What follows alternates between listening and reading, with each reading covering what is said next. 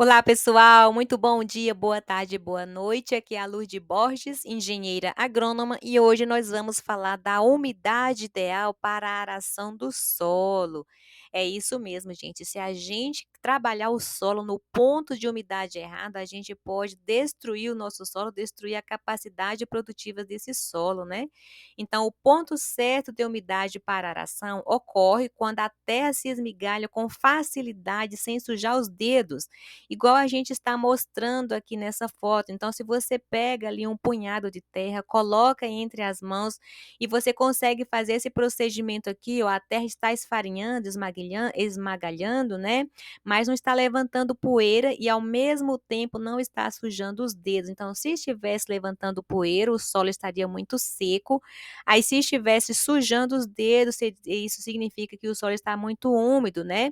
Então, o ponto certo é esse aqui, ó, quando você pega esse punhado, a terra cai, ainda percebe até tem essas bolinhas, né, são os grumos do solo e tal. Então, esse é o ponto ideal. E um ponto importante aqui é que a umidade do solo, ela deve ser testada na profundidade em que se pretende arar e nunca na superfície do solo, né?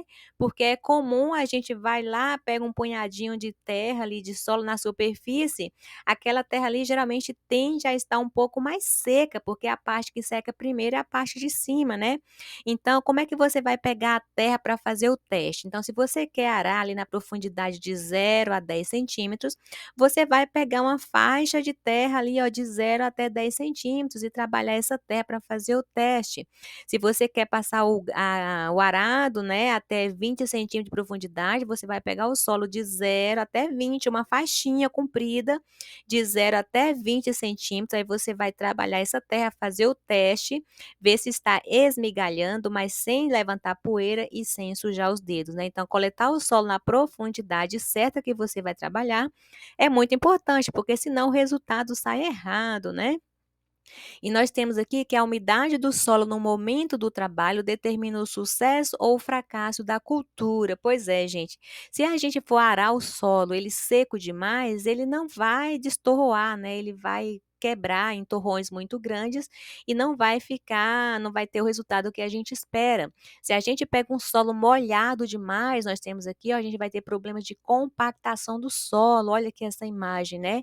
Se o solo estiver muito úmido, o arado vai empastar, vai formando essa camada compactada, formando o que a gente chama de pé de grade. Então, aqui, ó, quando a gente passa ali, é como se fosse passar uma faca, um facão num solo molhado, né? O que que vai acontecer ali? Aonde passou a faca, o facão, vai formar um selo onde a água não entra.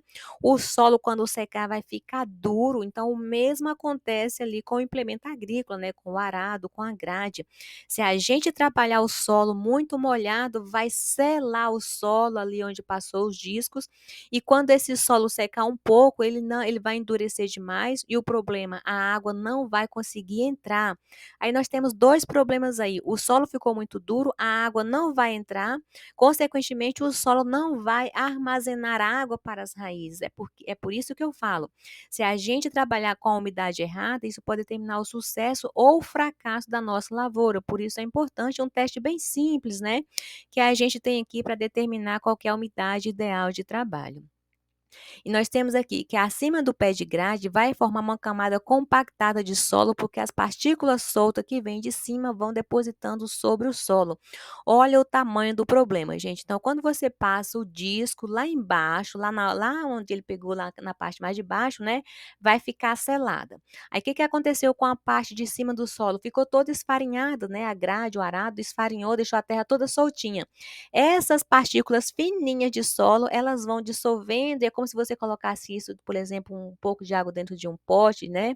Aí ela vai decantar, vai cair lá embaixo. Então, essas partículas fininhas vai cair lá naquela parte onde a grade selou, aí o solo vai compactando cada vez mais.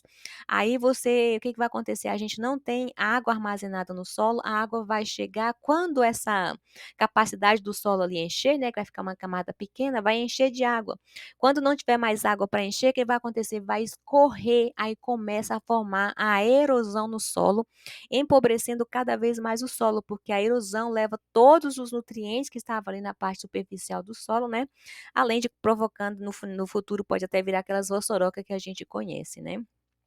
Então, com isso, o desenvolvimento das raízes fica restrito a essa pequena camada, então a pé de grade às vezes fica ali até 20 centímetros, as raízes vão desenvolver só nessa camada de 20 centímetros. Olha só a quantidade pequena de espaço que essas raízes têm para explorar, tanto o solo, né, tanto em busca de água quanto nutrientes. Então, qualquer veranico, essas plantas estão ali, ó, muito susceptíveis, né, à seca. Então, é muito complicado, gente, essa questão de a gente compactar o solo aqui, ó, por causa do implemento. E o que causa essa compactação? A principal causa é a umidade errada de trabalho. Então, fazer a aração no ponto certo é importante para manter o solo estruturado e ter uma boa produtividade. Um solo estruturado, gente, é aquele solo fofinho, onde você pega, você não vê pó, você vê os grumos, né, pedacinhos de torrões, fofinho. A água chega, a água entra, além da água entrar com facilidade, a água vai ficar armazenada nesse solo. Então, o sucesso de uma lavoura depende muito aqui de como está a capacidade, a estrutura do seu solo.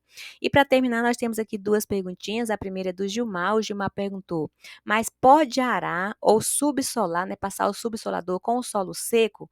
Porque aqui no Nordeste chove pouco e dificilmente o solo vai estar úmido".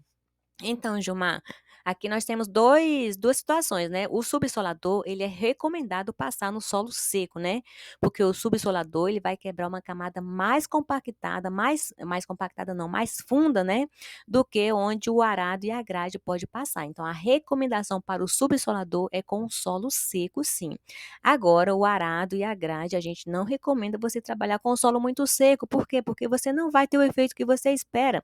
Vai ter aqueles torrões grandes ali, né, onde a semente pode ter problema germinar e tal, então não vai funcionar, não é o ideal. E a última pergunta aqui é do Bruno. O Bruno perguntou: "E quando a gente faz um bolinho de terra e quando aperta desmancha?". Então, Bruno, aqui tem mostrando aqui, essa aqui é uma cobrinha que a gente utiliza para determinar a textura do solo, né. Mas só para exemplificar, essa aqui foi a figura mais próxima que eu encontrei aqui parecida com a sua pergunta.